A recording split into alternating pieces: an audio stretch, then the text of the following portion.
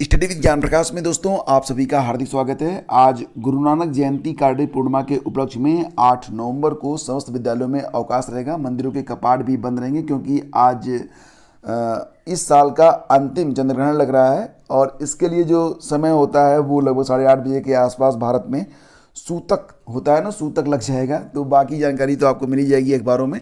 और देखो बैंक भी आज बंद रहेंगे। कहीं पर भी अगर बाहर जाना है तो एक बार कंफर्म कर लेना कि कोई भी संस्था खुली है या नहीं खुली है। मंदिरों के कपाट भी आज बंद रहेंगे। तो अवकाश की सूचना है आज। तो आज आपको घर पे रहना है और अच्छे से अपनी तैयारी करनी है और साथ ही साथ कुछ नया पढ़ना है, पुराने का कुछ रिवीजन करना है, अपने समय का सही उपयोग करना है। क्यों? क्योंकि 2023 एक उम्मीदों भरा साल है। देखो 2024 में लोकसभा के चुनाव होने जा रहे हैं। 2023 में बहुत सारी वैकेंसीज आने वाली हैं। कौन कौन सी आने वाली हैं आपको बताते हैं। देखो हर हालत में 51,000 से अधिक पदों पर प्राइमरी की शिक्षक भर्ती आएगी और पूरी होगी। ठीक है। इसके अलावा अगर आप देखेंगे तो LT ग्रेड की भी वैकेंसी डेफिनेटली आने वाली है, बहुत जल्द आ जाएगी। BEO की वैकेंसी आएगी। इसके अलावा RO ARO की वैकेंसी आएगी। PCS की परीक्षा तो होगी ही होगी। लोअर PCS की भी पूरी संभावना बन रही है। वीडियो की पुनः परीक्षा होगी और इसी के साथ साथ ये भी जानिए कि TGT और PGT की परीक्षाएं भी होने जा रही हैं। यानी कि आपके पास बहुत सारे ऑप्शन हैं। अगर आप चाहें तो SSC GD में भी पार्टिसिपेट कर सकते हैं अगर आप SSC के एस्पिरेंट हैं। तो अगर जॉब लेना चाहें तो इससे बढ़िया साल तो आपके लिए हो ही नहीं सकता है। क्यों? क्योंकि 2024 में लोकसभा का चुनाव है और चुनाव से पहले पहले ये सारी भर्तियां पूरी की जाएंगी हर हालत में। तो आपके पास सुनहरा अवसर है, बशर्ते कि आप नेगेटिव ना हो, पॉजिटिव रहें, अपना नोट्स बनाएं, पढ़ें और तैयारी करते रहें। यहाँ पर आप खबर भी देख सकते हैं। यहाँ पर बताया गया है कि कुल 51,000 पदों पर जो प्राइमरी की शिक्षक भर्ती है वो हो सकती है। इसके अलावा जो राजकीय विद्यालय हैं यानी कि LT ग्रेड में 7,000 से ज़्यादा पद, लगभग 7,500 पद LT ग्रेड में हैं। TGT BT के बारे में तो आप जानते ही हैं और इसके अलावा भी और भी कई सारी वैकेंसीज़ हैं। ठीक है।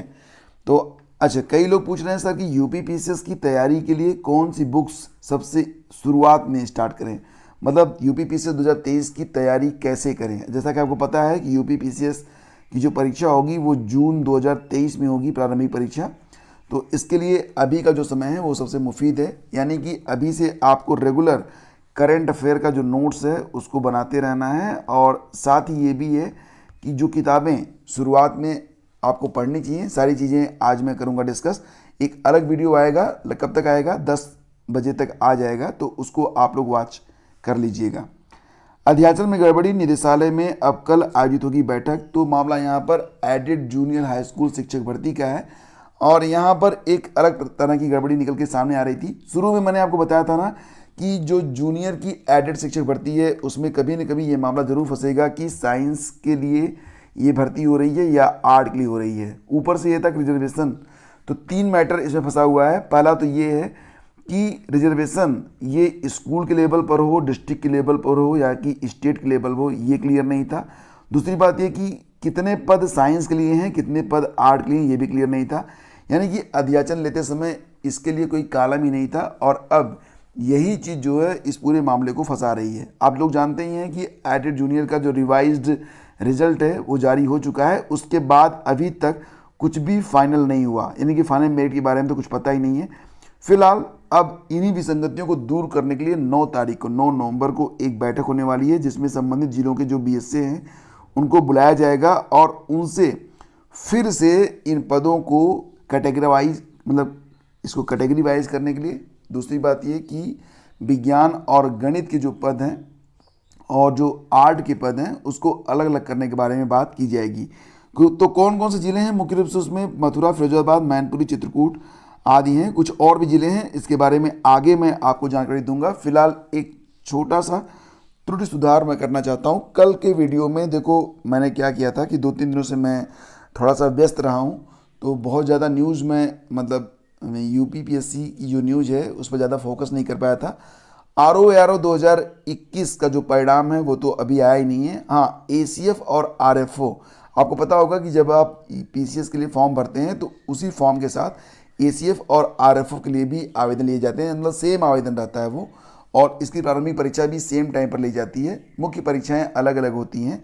तो ACF-RFO का जो 2021 का फाइनल रिजल्ट है उसको जो है रिवाइज किया गया है, और यही न्यूज़ कल गलती से RO-ARO के रूप में कुछ अखबारों ने छाप दी थी और मैंने आप तक पहुंचा दी, तो उसके लिए मैं क्षमा प्रार्थी हूँ। फिलहाल ACF-RFO का जो रिजल्ट है वो यहाँ पर संशोधित किया गया है, ये बात आप लोग ध्यान रखिएगा, ठीक है। तो यहाँ पर जो भी है, हालांकि इसमें आवेदक बहुत कम होते हैं क्योंकि इसकी जो एलिजिबिलिटी होती है वो थोड़ी सी भी अलग प्रकार की होती है। ACF-RFO के परिणाम पर अभ्यर्थियों ने आपत्ति भी जताई है। दरअसल आयोग ने अभी से ACF के एक पद के लिए 3 और RFO के 15 पदों के लिए 45 अभ्यर्थियों को अलग अलग कर दिया है। इसी को लेकर आपत्ति है। अभ्यर्थियों का कहना है कि जिस प्रकार PCS में अंतिम परिणाम के आधार पर SDM या डिप्टी SP आदि पदों पर चयन होता है, उसी प्रकार इसमें भी साक्षात्कार के बाद मेरिट बनाते हुए मेरिट के अनुसार ACF या RFO के पद आवंटित होने चाहिए। एक्चुअली में इसमें क्या होता है कि बिल्कुल जो एलिजिबिलिटी होती है वो अलग रहती है, और जो मुख्य परीक्षा होती है वो भी अलग से होती है, इंटरव्यू भी अलग से होता है। प्रारंभिक परीक्षा UPPCS ACF-RFO की कंबाइंड मतलब एक ही साथ हो जाती है, ठीक है, मतलब एक ही परीक्षा से प्री सभी का क्वालिफाई करवा दिया जाता है। तो फिलहाल और इसी के साथ ये भी यहाँ पर अपडेट है कि चश्मे के साथ लगाई फोटो तो आवेदन किया निरस्त।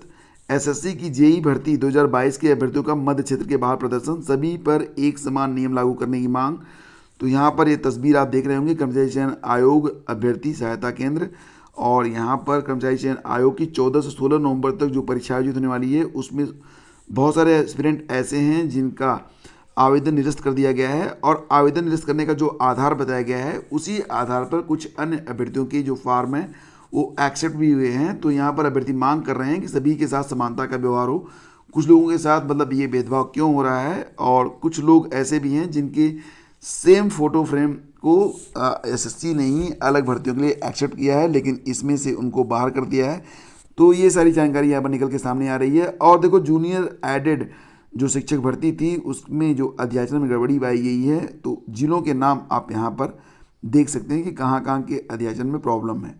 मथुरा, मैनपुरी, चित्रकूट, महोबा, बरेली, मऊ, फिरोजाबाद, बदायूं, अयोध्या, बाराबंकी, हरदोई, लखीमपुर खीरी, गोरखपुर, कुशीनगर, महाराजगंज, देवरिया, गोंडा, बलरामपुर, बहराइच, श्रावस्ती, झांसी, मुरादाबाद, बिजनौर, संभल, अमरोहा, प्रतापगढ़, फतेहपुर, कौशाम्बी, कानपुर देहात, मेरठ, हापुड़, सहारनपुर, शामली, वाराणसी, गाजीपुर, चंदौली, जौनपुर, आजमगढ़, बलिया और गौतम बुद्ध नगर। मतलब मोस्टली जो वहाँ पर अध्याचन गया है सभी के अध्याचन में ये प्रॉब्लम बनी हुई है। अब इसको थोड़ा सा इम्प्रूव करने के बाद ही प्रक्रिया आगे बढ़ेगी। मतलब अभी कितना इंतज़ार आपको करना है, मैं बिल्कुल ठोस जानकारी तो आपको नहीं दे पाऊँगा, लेकिन मुझे लगता है कि कम से कम 2 महीने।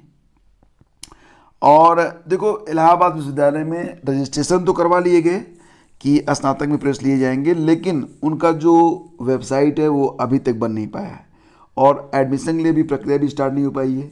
छात्र भी परेशान हैं, उनके जो अभ्यर्थी हैं मतलब उनके जो माता पिता हैं वो भी परेशान हैं कि अगर यहाँ पर एडमिशन नहीं हुआ तो फिर हर जगह क्लोज भी हो जाएगा। लगभग हर जगह पर एडमिशन की प्रक्रिया जारी हो गई है, लेकिन अभी इलाहाबाद विश्वविद्यालय में कुछ भी नहीं चल रहा है, तो इसको लेकर भी अभ्यर्थी जो हैं वो परेशान हैं। और ये न्यूज़ आप देख सकते हैं, एक नोटिस जारी की गई है UPSSC के द्वारा। बताया जा रहा है कि आयोग के विज्ञापन संख्या 6 परीक्षा 2022 वन दरोगा मुख्य परीक्षा के अंतर्गत प्रधान मुख्य वन संरक्षक, वन और वन्यजीव विभाग, उत्तर प्रदेश के नियंत्रणाधीन वन दरोगा के 701 पदों पर चयन के लिए 17 अक्टूबर 2022 से ऑनलाइन आवेदन आमंत्रित किए गए थे, जिसके अंतर्गत ऑनलाइन आवेदन शुल्क जमा करने की अंतिम तिथि 6 नवंबर थी। तो शुल्क समायोजन और आवेदन की संशोधन की अंतिम तिथि 13/11 है। तो यहाँ पर बताया जा रहा है कि प्रसंगत विज्ञापन के अंतर्गत तकनीकी कारणों से दिनांक 6 नवंबर को ऑनलाइन आवेदन की प्रक्रिया बाधित रही, जिसके कारण कतिपय अभ्यर्थी ऑनलाइन आवेदन नहीं कर सके हैं। उक्त के संबंध में आयोग द्वारा विज्ञापन संख्या 6 परीक्षा 2022 के अंतर्गत ऑनलाइन आवेदन शुल्क जमा आवेदन सबमिट करने की अंतिम तिथि को 9 नवंबर तक विस्तारित किए जाने का निर्णय लिया गया है। तो ध्यान दीजिए कि आप जो है अगर वन दरोगा मुख्य परीक्षा के लिए आवेदन करना चाहते हैं तो 9 नवंबर तक आप जो है आवेदन कर सकते हैं, ठीक है। तो ये बात ध्यान रखिएगा। और एक न्यूज़ और भी है यहाँ पर कि अगर आप जो एडेड कॉलेजों में क्लर्कों की भर्ती चल रही है इस समय, अगर उसमें आप पार्टिसिपेंट हैं तो यहाँ पर जो मेरिट आई हुई है उसको आप देख सकते हैं। तो 90 मतलब 99 तक जो परसेंटाइल दी गई है। फिलहाल बहुत सारे कॉलेजों ने तो अपनी भर्ती को विज्ञापित ही नहीं किया, मतलब उनको ये लग रहा था कि हम भर्ती करेंगे नहीं, जबकि उनके यहाँ पद रिक्त हैं। तो मतलब जहाँ पर भर्ती आई भी है वहाँ पर भी जिनकी परसेंटाइल बहुत ही हाई फाई है उन्हीं लोगों को यहाँ पर बुलाया गया है। अब यहाँ पर देख सकते हैं कि एक पद के सापेक्ष काकोरी लखनऊ में बाबू त्रिलोकी सिंह इंटर कॉलेज में जो 10 लोग नामित हुए हैं तो उनकी परसेंटाइल 99%, 100 मान के चलो, सब लोग 99.5 के ऊपर ही हैं, तो 100 ही मान के चलो। तो दोस्तों ये थी आज की पूरी अपडेट। और देखो एक और वैकेंसी थी एपीएस की, 2016 से भर्ती पड़ी हुई है यूपीपीएससी में। इसमें लगभग 300 से ज़्यादा पद हैं। बहुत सारे एस्पिरेंट इसमें ओवर एज भी हो चुके, उनकी उम्र भी निकल गई। नियमावली में संशोधन अर्हता का पेंच है, लेकिन ये भर्ती कब आएगी इसके बारे में अभी कुछ भी पता नहीं है। और साथ ही साथ पूर्ण चंद्र ग्रहण रहेगा आज भारत में। और शुरू कब से होगा तो 2:39 पर शुरू होगा, लेकिन सूतक का जो समय है वो लग जाएगा कब से, मतलब सूतक का मतलब होता है कि अशुद्ध समय आप कह सकते हैं इसको, 8:30 से स्टार्ट हो जाएगा। तो बाकी जानकारी यहाँ पर दी गई है, अगर आप चाहते हैं इसको पढ़ना तो ये कटिंग मैं आपको टेलीग्राम चैनल स्टडी विद ज्ञान प्रकाश पर और अपने फेसबुक पेज पर भेज दूंगा, वहाँ पर जाकर आप पढ़ लीजिएगा। Thank you so much, have a great day, जय हिंद।